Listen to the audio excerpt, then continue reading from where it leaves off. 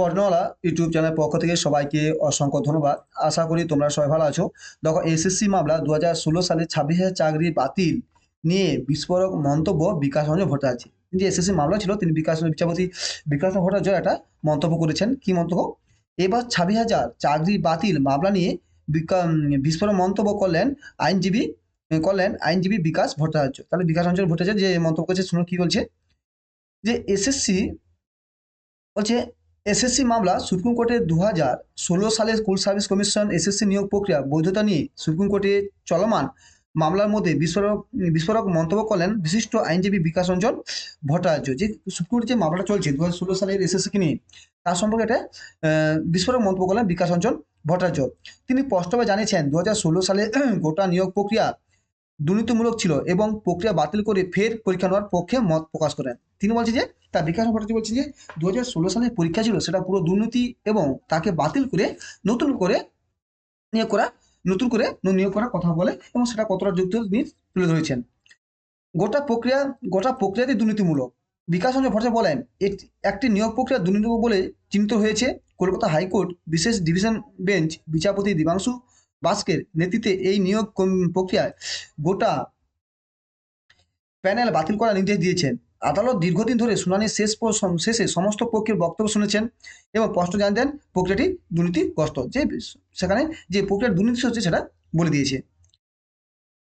আইনজীবী আরও বলেন, যে প্রক্রিয়া উৎপত্তি দুর্নীতির মধ্যে হয়েছে তার ফলাফল ন্যায় প্রতিষ্ঠা করতে পারে না। মানে বলছি যে পরীক্ষাটাই দুর্নীতি, সেখানে কি ফলাফল কীভাবে ন্যায় হতে পারে? এমন পরিস্থিতিতে যারা প্রকৃত যোগ্য তাদের নতুন পরীক্ষার মধ্যে নিজেদের যোগ্যতা প্রমাণ করতে কোনো সমস্যা হওয়ার কথা নয়। দেখো, এটা বলছে যে যারা নতুন পরীক্ষার্থী, তাদের নতুন পরীক্ষার মাধ্যমে যারা প্রকৃত যোগ্য, তারা কি পরীক্ষা দেওয়ার কি সম্ভব? যারা দীর্ঘদিন অধীন হয়ে গেছে, এখন তারা সেই বয়স নিয়ে পেরিয়েছে, অনেকটা বিচারযোগ্য থাকে যে আরও তাদের কি পরীক্ষা দেওয়া সম্ভব হবে? যারা ২০১৬ সাল পরীক্ষা দিয়েছিল, যেভাবে প্রিপারেশন ছিল আজকে ২০২৫ সালে, সেখানে সেই প্রিপারেশন থাকতে পারবে? বা তাদের বয়স চলে গেছে, তার কি হয় দেখবে? ব্যাপারটা কি বলছে শুনি।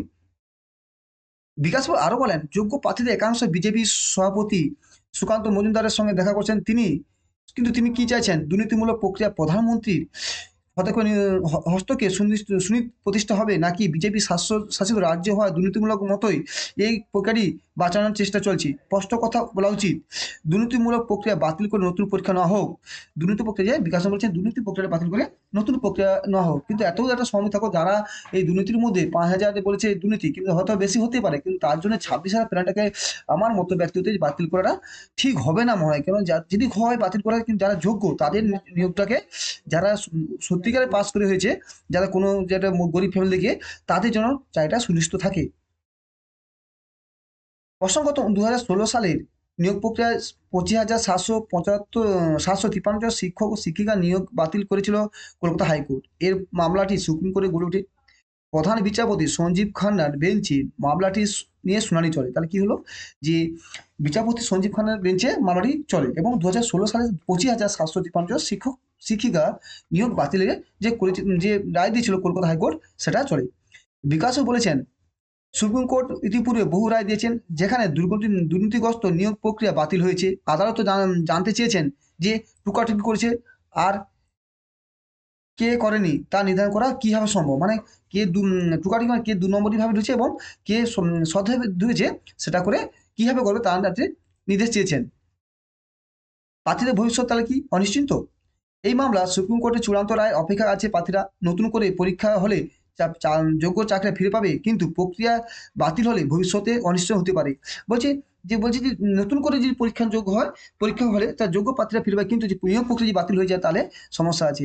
আদালতের পরবর্তী শুনানি জটিলতার সমাধান হবে কিনা তা নিয়ে এখন নজর রাখা সবার। তার কি বলছে যে প্রক্রিয়াটা বাতিল না করে, যে পুরো প্ল্যানটা বাতিল না করে, যে নতুনভাবে যে পরীক্ষা না হয় তাহলে ঠিক আছে, কিন্তু প্ল্যানটা বাতিল করে দিলে যে ২৬ যারা সঠিকভাবে পেয়েছে তাদের ভবিষ্যৎটা সম্ভাবনা আছে, ভবিষ্যৎটা সংকটপূর্ণ হয়ে যায়। তাই আদালতের আইন উপর ডিপেন্ড করছে, সব কিছু হবে। আশা করি ভালো রেজাল্ট আসবে।